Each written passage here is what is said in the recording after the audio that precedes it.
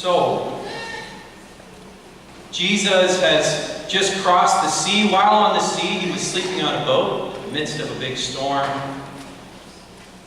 And because of the disciples' fear, he not only calmed the storm, he showed that he can control an uncontrollable storm. Unfortunately, Jesus doesn't get any R&R because a crowd is immediately gathered around him. Instead, Jesus gets straight to what Jesus does. And it's those two words that I mentioned at the beginning. Jesus heals. They already know this. They've heard of Jesus' healing power. And so we have a leader of the synagogue bowing at this man's feet, saying, "Please lay your hands on my daughter and she will be healed." How could Jesus say no to that?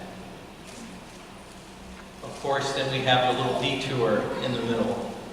A woman with 12 years of hemorrhaging, looking for a cure, running out of all her money, and yet everything that she has done has only ended up with her getting worse. If I can just touch his clothes, I know I will be healed.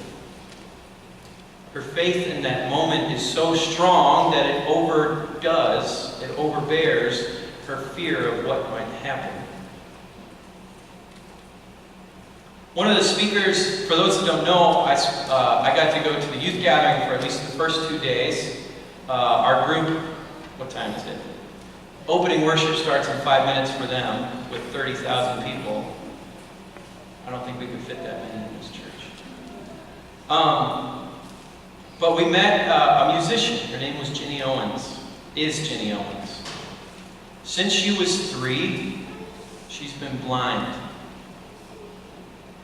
Now, she's still blind to this day, but when she got to school, and kids can be cruel, that she could hear the jokes. She could hear the mocking because she was different, because she couldn't see. And so she'd go home. She'd write poetry. She'd write songs. She'd practice her piano. And through all of that experience, Jenny realized she had a calling. A calling to share God's music with the world. Well, she was told her voice was too frail, it wasn't strong enough, so she should probably find a new dream because it's just gonna fall down. But no, she felt God's call to share God's music with the world. 18 years later, I guess 20 years later, she sang in front of presidents. She's been up for awards. She's won many of them. All because she heard God's call to serve by sharing God's music with the world. What brings her peace is not eyesight, but knowing that she is serving God and knowing that God's love is encompassing her as she does it. This is a different way to look at healing today. In many instances, when Jesus heals, he's curing someone. You know, they have hemorrhages. They have leprosy. And they no longer have it when he's done. When we think of healing today, I think it's about encompassing God's love. Feeling that love so much. Feeling God's call that we're able to get peace. Jenny Owens is still blind. But by God's grace and by Jesus, she is healed. Because Jesus heals. On top of Jesus' healing, we get a little glimpse of the true power of Christ. A little girl dead. Don't bother him. She's dead. Don't bother the teacher. I'm sure he has other things to do.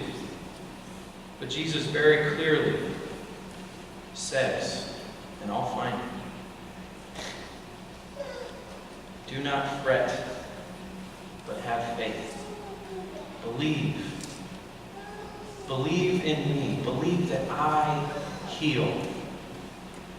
And sure enough, he grabs the girl by the hand, tells her to get up, And she does. Last week's reading had the disciples questioning, who has the power to control storms and order them to calm? Interesting enough, we don't get the question here, who has the power to overcome death? They don't get it now, but sure enough, they will. This is the glimpse of Jesus Christ's power, not just over sickness, but over death its very self, over the finality of our last breath. Jesus makes a claim that I have life after this, that we can be reborn into life. And I think the amazing thing about today, and what we will be doing, is we're witnessing to the power of Jesus' healing through touch, through the laying on of hands.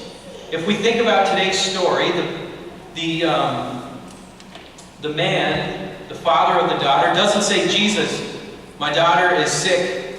Can you just say a quick prayer and I know she'll be okay? He says, I know if you just lay your hands on her, she will be healed. And sure enough, he grabs her by the hand and tells her to get up. A woman grabs his clothes and she is healed.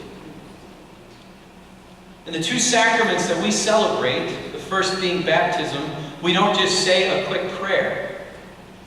No, we are set. The water rushes down our head, whether we like it or not. There's physicality there to remind you that forgiveness, God's love, is washing over you. A welcome into the communion of saints is washing over you. It's the same with communion. We don't just say a quick prayer and say, we have confession and forgiveness. But yet we still go through every Sunday the act of ingesting Christ's body, the act of drinking in Christ's blood, the act of ingesting and drinking in God's continual forgiveness to remind us, you are beloved, you are forgiven. And so too today, we will have the laying on of hands and praying for healing. The laying on of hands to feel the comfort of God's love radiating through your body. Receiving a sign of oil, which is not only touch but also scent. To feel God's forgiveness, to smell God's forgiveness, and to know and truly encompass this idea that Jesus heals. Whatever brokenness is in your life, whatever health problems we may have, it may not end with us getting better physically. But I can assure you that the power of Christ, the healing power of Christ, will always make sure that we are at peace. And that is true healing. I now invite us to continue with the hymn of the day.